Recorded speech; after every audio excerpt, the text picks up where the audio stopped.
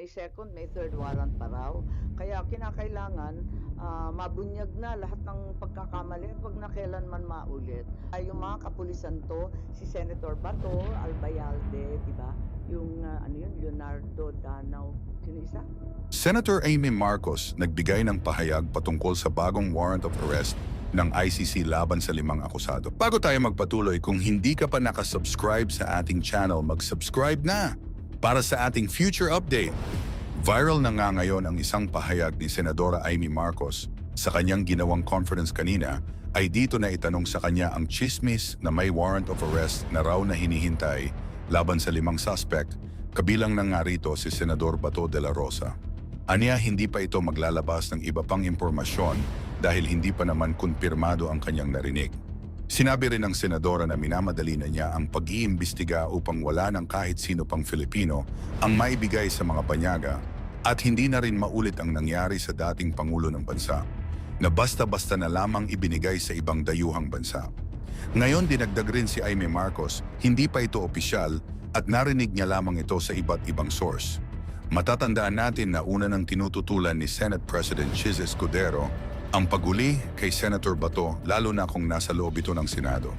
Una na ring sinabi ni Senador Bato na handa niyang harapin ang mga kaso sa kanya kapag dito ito ginawa sa Pilipinas at hindi sa ibang bansa. Tama, tama. May urgency talaga kasi alam nga natin may second, may third warrant pa raw.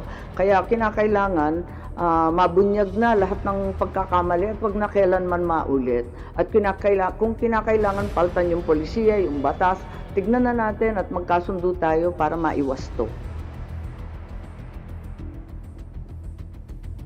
Well, syempre, happy birthday. Matindi rin yung umabot sa 80 years old at sana makauwi na siya.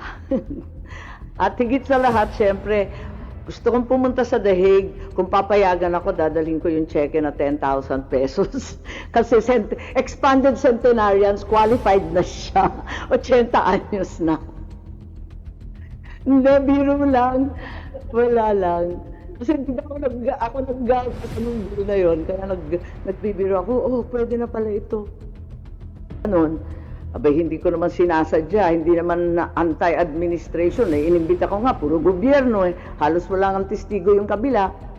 Kung hindi pa nag-video call si VP Sara, wala na yung kabila, sa totoo lang. Kaya't yun nga, sana lumahok pa rin sila, sana bigyan pa tayo ng linaw at maisaayos natin ang mga datos at yung mga pangyayari.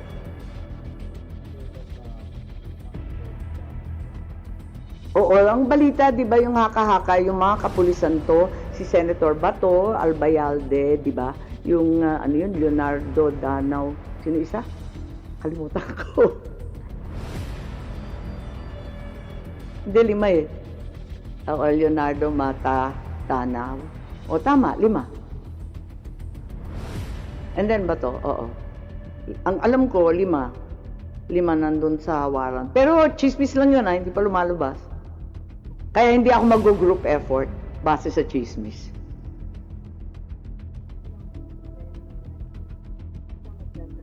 Isa pa yon, yun nga ang isang dahilan na si Senator Bato nagpaabot na gusto rin niyang lumahok sa hearing at kung sakali may second hearing. Sabi ko, hindi pa sure.